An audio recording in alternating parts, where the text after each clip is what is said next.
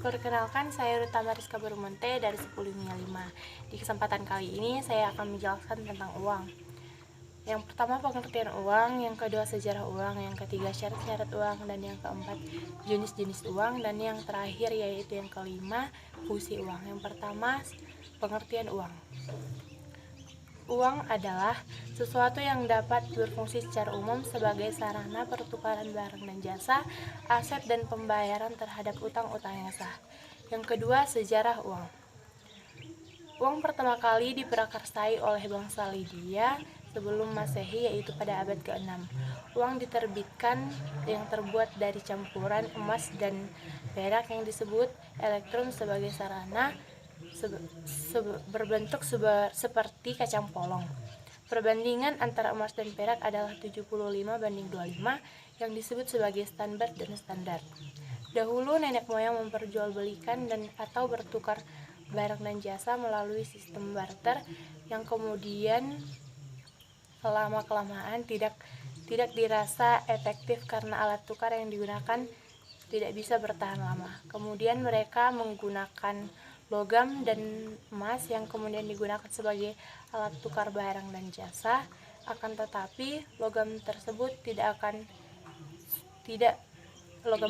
akan sulit sebagai alat tukar dari barang dan jasa dan tidak mudah dibawa kemana-mana jika dalam jumlah yang banyak karena berat dan tidak semua orang memilikinya. Akhirnya pemerintah mengeluarkan uang kertas sebagai alat tukar barang dan jasa secara sah dan kemudian sampai sekarang disebut sebagai uang. Dan yang ketiga, syarat-syarat uang. Yang pertama, diterima secara umum. Yang kedua, memiliki nilai yang cenderung stabil. Yang ketiga, ringan dan mudah dibawa. Dan yang keempat, tahan lama. Dan yang kelima, nilai stabil. Yang keenam, tidak mudah dipalsukan. Jenis-jenis uang. Yang keempat, jenis-jenis uang. Berdasarkan bahan yaitu logam dan kertas, berdasarkan kawasan, lokal, regional, dan internasional. Berdasarkan nilai, yang pertama bernilai penuh, merupakan uang yang nilai intrinsiknya sama dengan nilai nominalnya, misalnya uang logam. Yang kedua, tidak bernilai penuh, merupakan uang yang nilai intrinsiknya lebih kecil dari nilai nominalnya, misalnya uang kertas. Berdasarkan lembaga penerbit, uang kertal yang diterbitkan oleh bank sentral baik logam maupun kertas. Yang kedua, uang giral, uang yang diterbitkan oleh bank umum seperti cek, bilet giro, travels